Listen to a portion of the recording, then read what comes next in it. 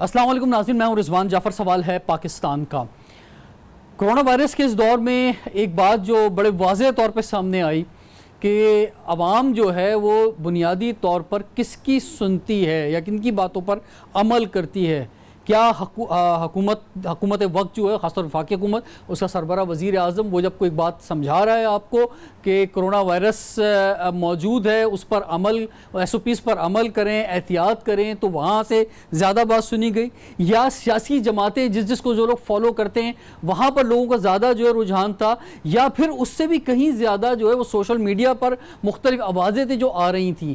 یا اس سے بھی زیادہ خاص طور پر دینی حوالے سے ہمارے ملک میں جو لوگ ہیں، الحمدللہ اسلامی جمہوریہ پاکستان ہے، لیکن مختلف مکتبہ فکر سے تعلق رکھنے والے لوگ موجود ہیں، مختلف مسالک سے، مختلف فقہوں سے، تو وہ اپنی جو ان کے علماء کرام تھے، جو وہاں پر ان کی مساجد سے یا امام بارگاہوں سے بات کی جا رہی تھی، وہ ان کے لیے زیادہ وزنی تھی، اور ایون حکومت سے بھی زیادہ عوام جو ہے وہ اس پر عمل کر رہی تھی۔ یہ بڑا امپورٹنٹ جو ہے بات ہے، اور یہی وجہ ہے کہ حکومت پاکستان نے علماء کرام کو اپنے ساتھ انگیج بھی کیا، اور خاص طور پہ رمضان کے موقع پر جب بات ہوئی تراویح ہونی چاہیے، یا عید کی نماز کے حوالے سے بات ہوئی، یا رمضان کے SOPs کی بات ہوئی، تو صدر پاکستان نے علماء کرام کے ساتھ ایک 20 نکاتی فارمولہ بھی بنایا، اور اس کے بعد جو ہے الحمدللہ کافی حد تک جو ہے مساجد میں اس پر عمل بھی ہوا، لیکن دیکھنے میں یہ آیا کہ کہیں اور یا بلکہ بیشتر جگہوں پر عمل نہیں بھی ہو سکا۔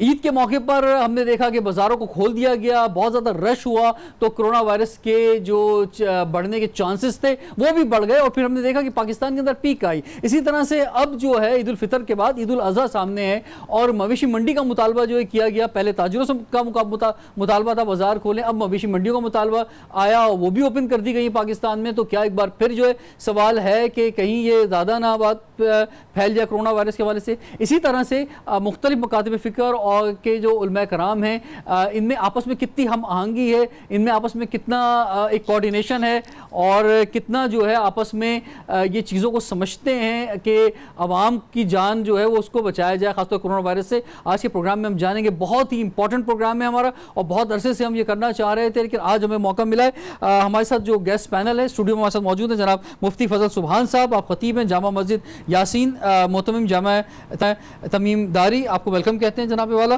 آپ کے ساتھ موجود ہیں جناب مفتی محمد اسحاق مدنی صاحب، آپ جامع مسجد آب کوثر میں نارتھ کراچی میں، سر آپ کو خوش آمدید کہتے ہیں، ممتاز عالم دین ہیں دونوں شخصیات، اور اس کے علاوہ ہمیں جوائن کریں گے ڈاکٹر فیصل مہدی شہریار صاحب اسکائپ کے ذریعے، آپ امام ہیں، خطیب امام بارگاہ چاردہا معصومین لیاری سے۔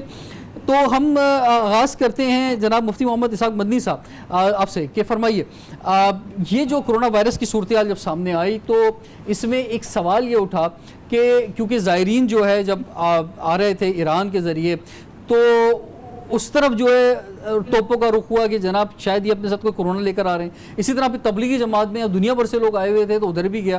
تو کیا آپ یہ سمجھتے ہیں کہ جیسے آپ کا تعلق یہ دعوت اسلامی یا کہہ لیجیے اہل سنت والجماعت سے ہے، تو یہ کسی کی طرف بھی بات جائے تو تمام مکتبہ فکر کے لوگوں کو اس پر بات کرنی چاہیے تھی کہ ہم کسی کو ٹارگٹ نہ کریں اس بنیاد کے اوپر۔ تو کیا رول رہا آپ سمجھتے ہیں علماء کرام کا اس موقع پر؟ بسم اللہ الرحمن الرحیم، اللہم رب اشرح لی صدری ویسر لی امری واحلل عقدۃ من لسانی یفقہوا قولی واجعل لی وزیرا من اہلی۔ رضوان جعفر صاحب، پہلے تو بہت شکریہ آپ نے اس اہم موقع پہ کہ جب عید الاضحیٰ ہے اور قربانی کے حوالے سے تیاریاں بھی جاری ہیں اور لوگ کوششیں بھی کر رہے ہیں، اس موقع پہ آپ نے اس پروگرام کا انعقاد، اور مجھے خوشی اس بات کی ہے کہ مکاتب فکر کی مختلف اعتبار سے نمائندگی یہاں موجود ہے۔ تو گفتگو کا حاصل یہ ہے کہ ہم اس بات کو بتا سکیں کہ کرونا وائرس یہ ایک عالمی وبا ہے، اس کا تعلق کسی ایک خاص خطے سے، کسی ایک خاص ملک سے، کسی ایک کمیونٹی سے، یا کسی ایک مکتب فکر سے نہیں ہے۔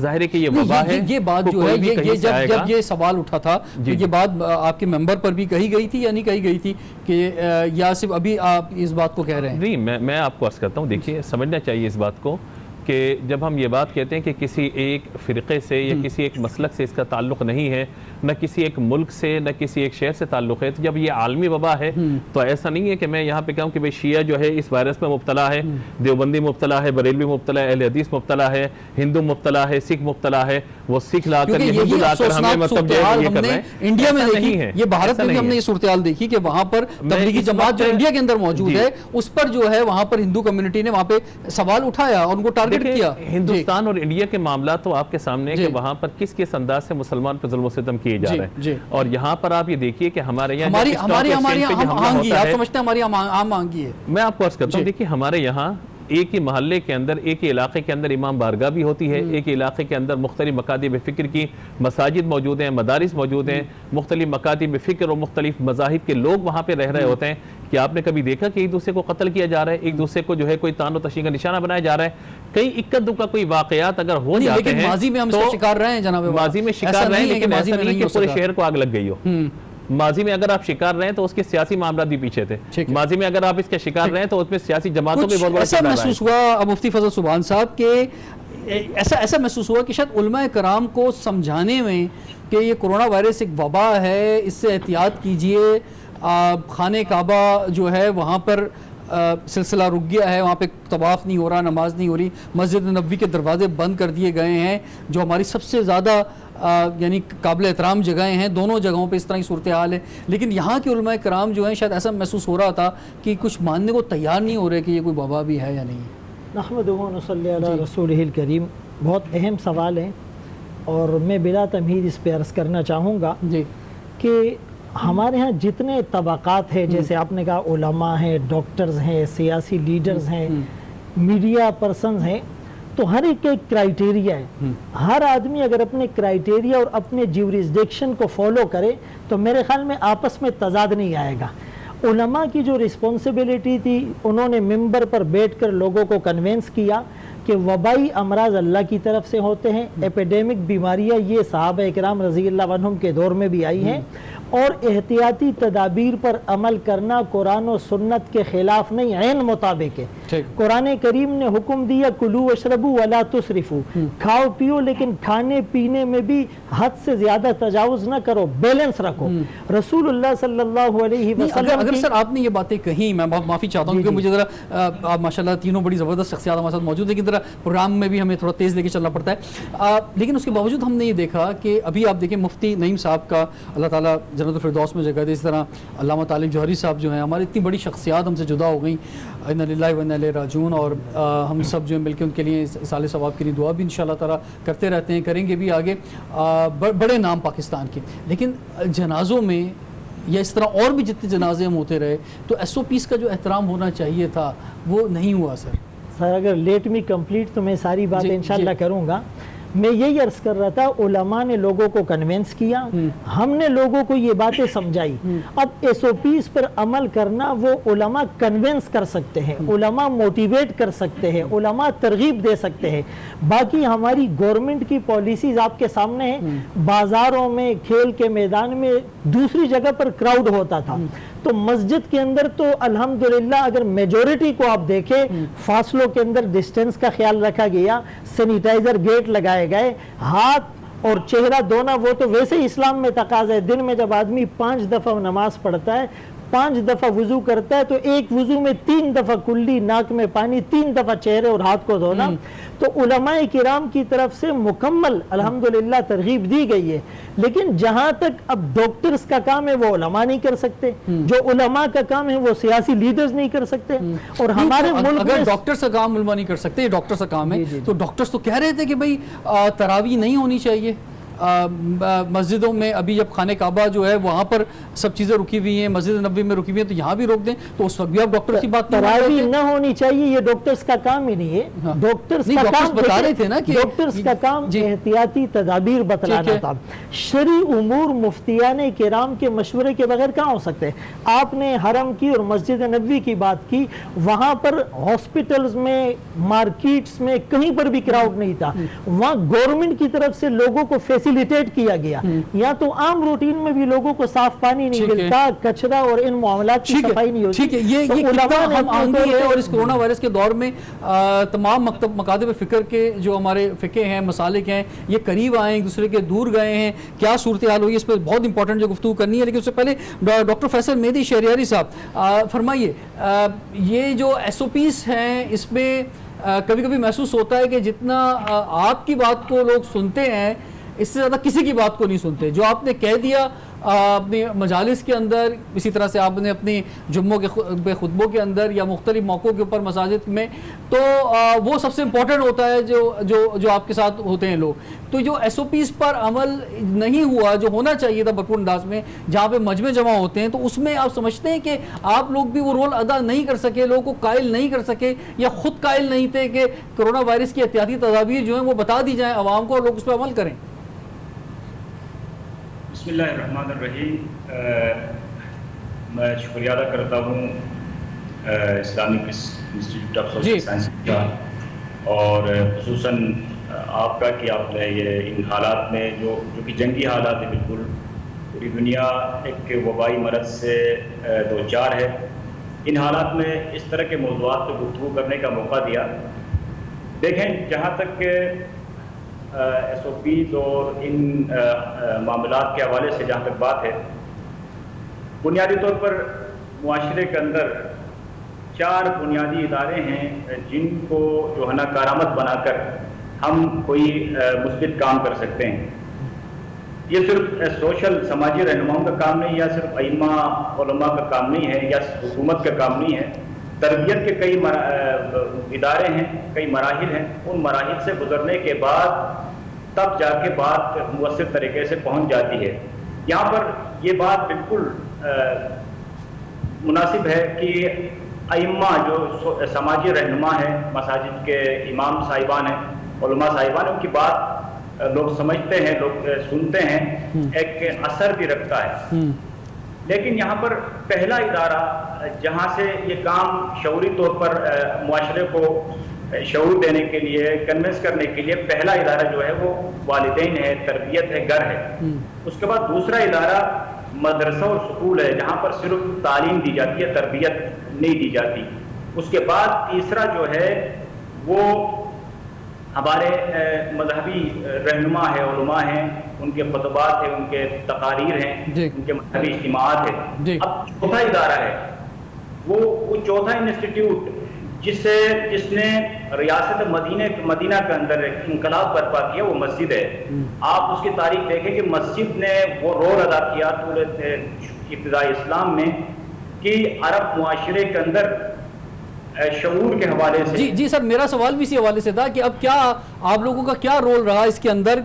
मसाजिद एक बहुत ज़बरदस्त कम्युनिटी सेंटर जो हैं हमारे होते हैं, तो उसमें जो है लोग SOPs पर अमल करें। इसी तरह से लॉकडाउन के अंदर जब मुश्किलात लोगों की आई तो वहाँ से कोई राशन डिस्ट्रीब्यूशन या बहुत सारे काम जो हैं हो सकते थे और बहुत जगहों पे हुए भी हैं।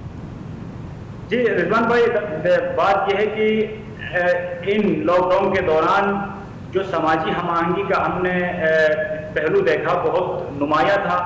यहाँ पर मसलक व मजहब के कैद से आज़ाद होकर लोग इंसानियत की बुनियाद पर लोगों के साथ ताउन करते रहे। मसाजिद और इमाम बारगाहों के जरिए से ही राशन तकसीम होता रहा। उसमें ये नहीं देखा गया कि ये किस मजहब से ताल्लुक़ रखता है, ये किस नस्ल से ताल्लुक़ रखता है। तो एक भरपूर किरदार रहा है इन दिनों में, और अब भी मस्जिद इमाम बारगाह का एक भरपूर किरदार है, खतीब का, इमाम का, अवाम को कन्विंस करने के लिए। मैं बात इस तरह इसलिए कर रहा था कि कुछ बुनियादी स्टेप्स हैं जो हमने उठाने हैं, वो है घर है, स्कूल है और इदारे हैं। लेकिन इसके अलावा भी समाजी लीडर्स का एक भरपूर किरदार रहा है इन लॉकडाउन के दौरान।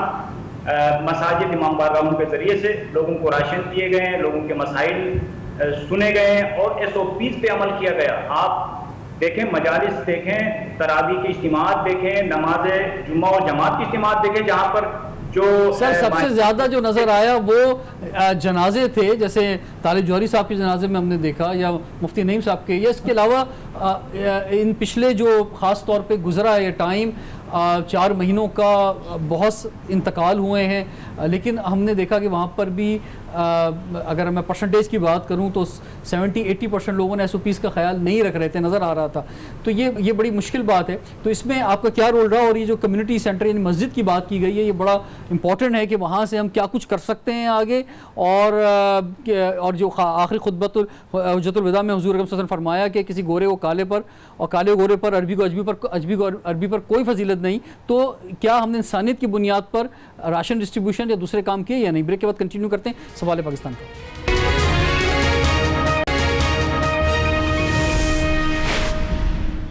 Welcome back. سوال ہے پاکستان کا. ناظرین، پچھلے 4 مہینوں کے دوران خاص طور پہ یہ بات دیکھنے میں آئی کہ حکومت، میڈیا اور اس کے ساتھ ساتھ علماء کرام، ان کا بڑا امپورٹنٹ جو ہے رول رہا ہے اور ہے کہ یہ کیسے عوام کو سمجھا پائیں کرونا وائرس کے حوالے سے، SOPs کے حوالے سے. تو اس میں مفتی فضل سبحان صاحب یہ فرمائیے کہ یہ جو مختلف طبقات کے درمیان جو سماجی ہم آہنگی ہے کہ ایک دوسرے کو سمجھا جائے، برداشت کیا جائے، مدد کی جائے، جس طرح حضور اکرم صلی اللہ علیہ وسلم نے فرمایا خطبہ حجۃ الوداع کے موقع پر. اور خاص طور پہ جب ہم مدد کی بات کرتے ہیں تو اس میں نہ دیکھا جائے کہ کس مذہب سے تعلق ہے اس کا یا کس فقہ سے تعلق ہے. تو یہ سماجی ہم آہنگی کتنی ضروری ہے اور کیا اس کا عملی مظاہرہ دیکھنے میں بھی آیا پچھلے 4 مہینوں میں؟ دیکھیں جی، رسول اللہ صلی اللہ علیہ وسلم کا فرمان ہے خیر الناس من ينفع الناس. لوگوں میں سب سے بہتر وہ ہے جو لوگوں کو فائدہ پہنچائے. یا مسلم نہیں کہا جو مسلمان کو فائدہ پہنچائے، جو انسانیت کو فائدہ پہنچائے. ریسپیکٹ آف ہیومینٹی ہمارا موٹیو اور شعار ہونا چاہیے.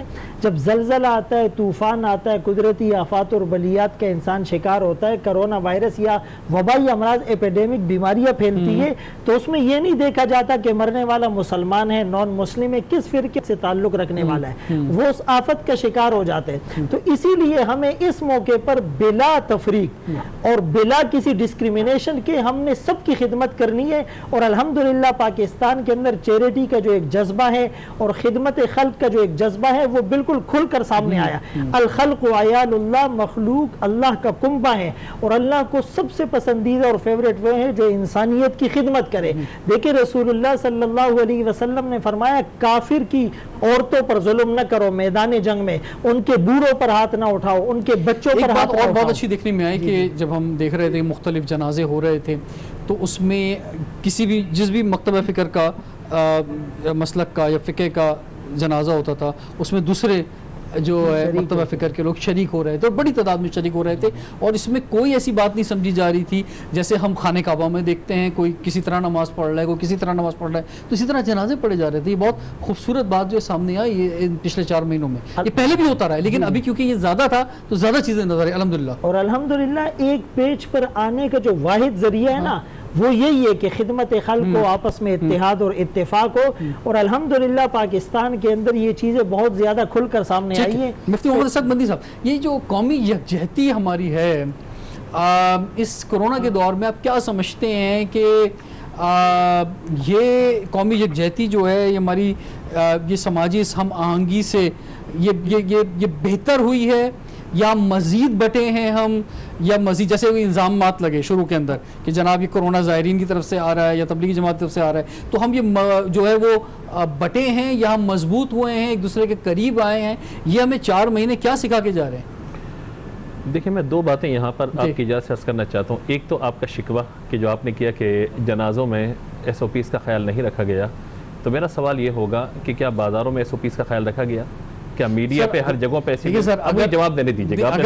ایک جگہ غلط ہے تو اس کا مطلب یہ جگہ اگر آپ نے سوال کیا تو مجھے موقع دیجیے کہ میں کوئی جواب دے سکوں. اگر آپ انٹرپٹ کرتے رہیں گے میں بات نہیں کر پاؤں گا کیونکہ آپ نے شکوہ کیا تھا تو جواب شکوہ پھر میرا بنتا ہے کہ سب سے زیادہ SOPs پر عمل کیا گیا مساجد میں. سب سے زیادہ SOPs پر عمل کیا گیا ان جگہوں پر جہاں پہ مذہبی اجتماعات ہو رہے تھے، چاہے تراویح ہوں، چاہے ختم قرآن کے اجتماعات ہوں، چاہے شب قدر کے اجتماعات ہوں. ان سب میں مساجد میں آپ دیکھیے کہ ہر طرح کے حفاظتی اقدامات. اور مجھے یہ کہتے ہوئے خوشی محسوس ہوتی ہے کہ جو SOPs یہاں پہ طے کی گئی تھی وہی SOP وہی فاصلہ آپ کو اس وقت حرم میں بھی نظر آ رہا ہے. تو یہ الحمدللہ یہاں کے علماء کی کامیابی ہے کہ جب دنیا میں مساجد بند ہو رہی تھی یہاں پر علماء نے حکومت کے ساتھ مل کر ایسے قواعد و ضوابط بنائے کہ جن کے ذریعے مساجد کو آباد رکھا گیا اور مساجد کو ویران ہونے سے بچایا گیا. اچھا، اس کا غلط اثر کیا ہوا کہ جب وہاں پر ہم نے دیکھا بازاروں کے اندر جب یہ سارا معاملہ ہوا تو کچھ ہمارے یہاں ظاہر ہے کہ ایک کیفیت ہے، اس کیفیت میں بڑھتے ہوئے عید کے اجتماعات کے موقع پہ ایس او پیز کو ختم کیا گیا، جنازوں کے موقع پہ ختم کیا گیا. تو اس میں ایک بہت بڑی وجہ یہ بھی ہے کہ آپ کے پاس جنازے پڑھنے کے لیے گراؤنڈ موجود نہیں ہے. اگر ایس او پیز کے ذریعے آپ یہ سمجھیے کہ بڑے بڑے علماء کے جنازے ہوئے، ہزاروں کی تعداد میں لوگ اگر موجود ہیں، تو کیا اتنے فاصلے سے لوگوں کو کھڑا کر کے آپ پڑھا سکتے ہیں؟ ایسا نہیں ہو پائے گا. اسی لیے کہیں پر اگر ایسا ہوا تو نہیں ہونا چاہیے تھا، لیکن اگر ہوا تو آپ اس کو مورد الزام ٹھہراتے ہوئے تمام علماء کو اس کا مطلب بلیم کریں. یہ میں چاہتا ہوں کہ اس پر جو ہے کوئی نظر ثانی آپ کی طرف سے ہونی چاہیے. دوسری گزارش یہ ہے کہ ان 4 مہینوں میں ہم نے جو دیکھا، خاص طور پر کیونکہ یہ ایک وبا تھی، وبا کا تعلق میں نے پہلے بھی عرض کیا کہ کسی فقہ سے، کسی مسلک سے، کسی مکتب فکر سے، کسی خاص خطے سے نہیں. وبائیں پہلے بھی آتی رہی، اب بھی آ رہی. میں 2 مثالیں قرآن پاک سے بالکل مختصراً چند سیکنڈ کے اندر. دیکھیے کہ جب طوفان نوح آیا، حضرت نوح علیہ السلام نے حفاظتی تدبیر اختیار کی اور اللہ کے حکم سے آپ نے کشتی بنائی ہے. کیا اللہ تبارک و تعالیٰ بغیر کشتی کے نہیں بچا سکتا تھا آپ کو، آپ کے ماننے والوں کو؟ لیکن احتیاطی تدابیر اختیار کرنے کا حکم دیا گیا، آپ نے کیا. حضرت یوسف علیہ السلام کی قوم پر جب قحط آیا 7 سال، تو اس سے پہلے آپ نے 7 سال کے لیے غلے کا انتظام کیا. دونوں مثالیں قرآن پاک سے ہیں. میرے آقا علیہ السلام ہجرت کی راہ چلے ہیں، اللہ تعالیٰ حفاظت کرنے پر قادر ہے، لیکن حضور نے حفاظتی تدابیر اختیار کرتے ہوئے رات کو سفر کیا.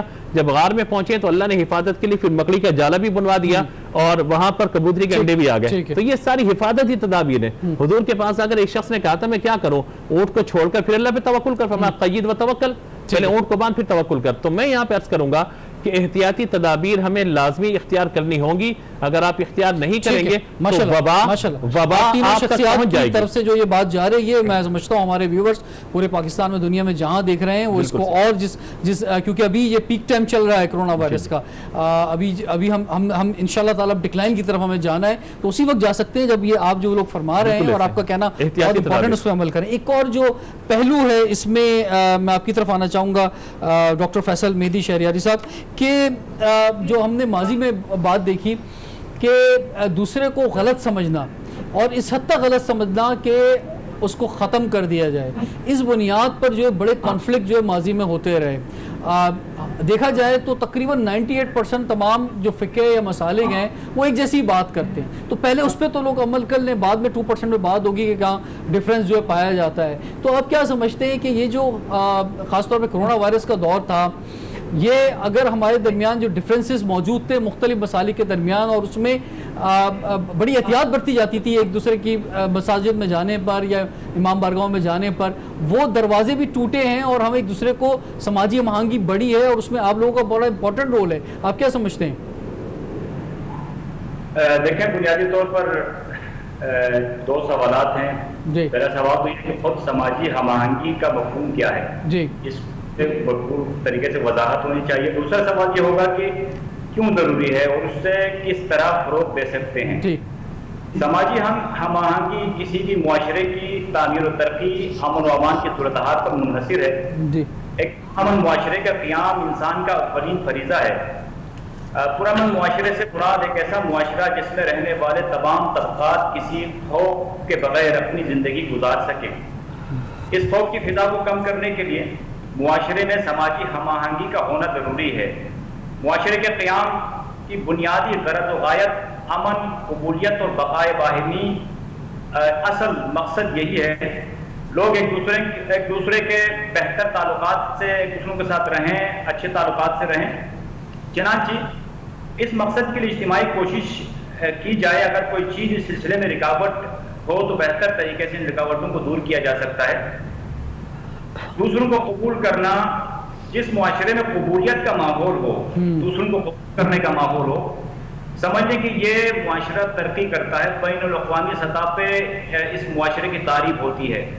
الحمدللہ یہ خصوصاً ان حالات کے اندر جو سماجی ہم آہنگی کا جو تصور تھا وہ بہت مؤثر طریقے سے، مثبت طریقے سے سامنے آیا. لوگ ایک دوسروں کو قبول کیے ان حالات کے اندر. جہاں تک کہ حکومتی ایڈ کا تعلق ہے، اس سے ہٹ کر جو فیملیز کے ساتھ جو مثلاً ایک محلے کے اندر رہ رہے ہیں، ان کو اگر پتہ ہے کہ ہم افراد دوسرے گھر کے اندر راشن کا مسئلہ ہے، پانی کا مسئلہ ہے، بجلی کا مسئلہ ہے، گیس کا مسئلہ ہے، تو یہ سماجی ہم آہنگی کا بہترین پہلو دکھاتے ہوئے لوگوں نے ان حالات کے اندر ایک دوسرے سے تعاون کیا ہے. یہ ایک اچھا پہلو ہے اور یہی وہ طریقہ ہے کہ جس سے ایک معاشرے ترقی کرتے ہیں. ٹھیک ہے. تو سر یعنی کہ اب ہم الحمدللہ ہم برداشت کر رہے ہیں ایک دوسرے کو اور ہم جو ہیں وہ یہ سمجھ رہے ہیں کہ غلط نہیں ہے, تھوڑا سا کہیں جا کے کوئی مختلف ہیں تو اس کو برداشت کیا جائے اور آپس میں ہم آہنگی بڑھائی جائے, اور یہ ایک عالمی وبا ہے اور اس سے مل کر جو ہے لڑنا ہے. ٹائم ایک بریک اور بریک کے بعد عید الاضحیٰ قریب ہے تو اس میں کیا احتیاطی تدابیر ہو سکتی ہیں ہم علماء کرام سے جانیں گے. سوال پاکستان.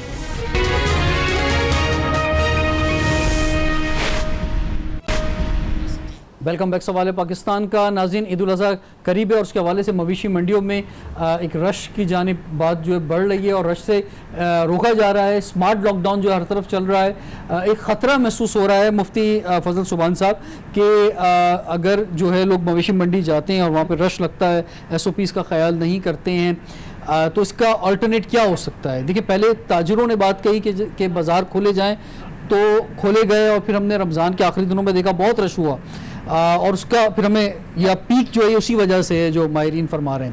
اب اسی طرح سے ہم دیکھتے ہیں کہ عالمگیر ویلفیئر ٹرسٹ ہے یا سیلانی ہے, شوکت خانم نے بھی شروع کر دیا ہے. مثلا اگر یہ ان اداروں کے اندر یا اور مدرسے ہیں وہاں پہ لوگ پیسے دے دیں اور اس کسی طرح رش سے بچ جائیں تو آپ لوگوں کا بڑا امپورٹنٹ رول ہے کہ اس میں آلٹرنیٹ کچھ دیں عوام کو. دیکھیں بنیادی بات یہ کہ قربانی ایک فریضہ ہے اور جس کا الٹرنیٹ اور متبادل کچھ نہیں ہو سکتا. آپ کروڑوں روپے دیں لیکن خون نہ بہائیں تو اس فریضے کی ادائیگی نہ ہوگی اور انسان مجرم اور گناہ گار ہوگا. SOPs کو طے کیا جائے, اجتماعی قربانی ضرور ہو لیکن ان اداروں کے ساتھ ہو جن کو شریعت کا پتہ ہو کہ قربانی کے لیے شرائط کیا ہے اور اس میں جو حصہ دار ہوتے ہیں ان کے لیے ٹرمز اینڈ کنڈیشن کیا ہے. اکثر جو ہمارے کچھ اس طرح کے پلیٹ فارم ہوتے ہیں جہاں شریعہ ایڈوائزری نہیں ہوتی, تو اسلامی اور شرعی اصولوں کو مد نظر رکھ کر مدارس میں یا وہ تنظیمیں, وہ NGOs, وہ ٹرسٹ جو علماء کرام کی نگرانی اور سرویلنس میں چل رہے ہیں تو ان کے ذریعے سے اگر اجتماعی قربانی ہوگی وہ اپنے گراؤنڈ میں یا چار دیواری کے اندر کریں گے تو زیادہ علائشیں بھی نہیں ہوگی. دیکھیں بات یہ ہے کہ ابھی لاک ڈاؤن کی صورتحال میں یہ ہے کہ 7 بجے سب چیزیں بند ہو جاتی ہیں, 10 بجے کے بعد جو بالکل سناٹا ہو جاتا ہے. اگر آپ گھروں میں جانور لے کر آتے ہیں قربانی کا تو اس میں ایک لائٹیں لگتی ہیں, تمبو لگتے ہیں, لوگ جمع ہوتے ہیں, پھر جانور کا خیال بھی کرنا ہے, چارہ بھی کھلانا ہے. تو مثلا میں بات کر رہا ہوں اس رش سے بچنے کی کہ لوگ جو جس رش سے ابھی کہا جا رہا ہے پیک ٹائم چل رہا ہے, تو اور اسی طرح پھر مویشی منڈی میں جانا, وہاں جا کے لینا جانور. مفتی صاحب جی 2 چیزیں میں یہاں پہ عرض کرتا ہوں. ایک بات تو یہ ہے کہ جس طرح مفتی صاحب نے قربانی کے فریضے کے حوالے سے بیان کیا, تو یہ جو رائے آج کل لوگوں میں پائی جاتی ہے کہ بھئی اتنے پیسے صدقہ کر دیے جائیں, غریبوں کی مدد کر دی جائے. اگر قربانی کے دنوں میں ایام نحر میں جانور کو ذبح نہیں کیا جائے گا, خون نہیں بہایا جائے گا, تو قربانی کا فریضہ ادا نہیں ہوگا اس شخص پر جس پر قربانی واجب ہے. لیکن یہ ضروری تو نہیں کہ اپنے ہاتھ سے آپ بہائیں. میں عرض کر رہا ہوں. دوسری بات یہ ہے کہ قربانی کا جو بڑا جانور ہے اس میں دائرے کے 7 حصے ہوتے ہیں اور ان 7 حصوں میں سے ضروری نہیں کہ 7 کے 7 بندے جا کے ہاتھ رکھ کے ذبح کریں گے. کوئی یا تو قصاب ذبح کرے گا یا ان میں سے کوئی اگر ذابح صحیح ہے تو ذبح کرے گا وہ. تو ان چیزوں کا خیال رکھا جائے. تیسری بات یہ کہ ہمارے یہاں سلاٹر ہاؤس ہونے چاہیے اور ہمارے یہاں UC یا ٹاؤن سطح پہ کوئی ایسا باقاعدہ نظام ہونا چاہیے. آپ دیکھیں کہ حج کے موقع پر سعودی عرب میں بہت بہترین نظام جب تک آپ نہیں بنائیں گے نا, SOPs آپ بنا کر علماء کے حوالے کر دیں, علماء کے متھے مار دیں, علماء کو الزام یا مرید الزام ٹھہرائیں, یہ نہیں ہے. آپ کو اپنی سیاسی طور پہ UC یا ٹاؤن کی سطح ڈاکٹر فیصل مہدی شہریاری صاحب, آپ اپنا کیا میسج کیا دینا چاہیں گے, کیسے کنکلوڈ کریں گے پروگرام کو؟ قربانی کے حوالے سے بات چل رہی تھی, میں اسی کو بھی آگے 2-3 بات اس پہ بھی کروں جی. کہ قربانی کے حوالے سے یہ تصور زیادہ ان حالات کے اندر, چونکہ انسان کی زندگی زیادہ اہمیت رکھتا ہے اور وہ وبا پھیلنے نہ پائے, اس کو روکنا بھی واجب ہے. اور یہ سارے قرآنی آیات اور احادیث مبارکہ کے اندر اس کا ذکر موجود ہے. تو ہم SOPs کو عمل درآمد کرانے کے لیے SOPs پر کہ یہ اجتماعی قربانی کا تصور ہم دے سکتے ہیں کہ زیادہ سے زیادہ اجتماعی قربانی دیں اور حکومتی سطح پر بھرپور کوشش ہونی چاہیے کہ جہاں پر یہ مویشی منڈیاں لگے وہاں پر کوشش کریں کہ SOPs پہ عمل کروائیں. اور ابھی مفتی صاحب فرما رہے تھے کہ اجتماعی قربانی کے اندر جہاں پر 7 افراد تک گنجائش ہے, تو یہ مساجد اور مذہبی اداروں کے اندر اگر इज्तिमाई कुर्बानी करेंगे तो उसमें गरीब अफराद भी शामिल हो सकते हैं, उनका भी हिस्सा आ सकता है। लोग लाख 1.5 लाख के जानवर नहीं खरीद सकते हैं, उनका भी हिस्सा आएगा। तो इससे ये कोरोना वबा के फैलने के खतरात जो है वो भी टल सकते हैं, तो इससे अमल भी करवा सकते हैं और गरीब तबकात को भी इससे कुर्बानी के अंदर शामिल कर सकते हैं, खुशियों के अंदर शामिल कर सकते हैं। ठीक है। तो ये जो एक मुश्किल वक्त आया है, इसमें मकसद अब हमारा माशाल्लाह से कंक्लूजन जो है वो इस पर हम पहुँचे हैं कि अल्हम्दुलिल्लाह जो 3 मुख्तलिफ मकातब फ़िक्र के उलमा कराम यहाँ पर मौजूद हैं, हम सब मिलकर जो हैं वो लड़ने के लिए तैयार हैं। जैसे कोरोना वायरस है। जी वेरी क्विक सर। एक जुमला ये कहूँगा कि एक है कोरोना का खौफ और उससे वहम पैदा हो जाना।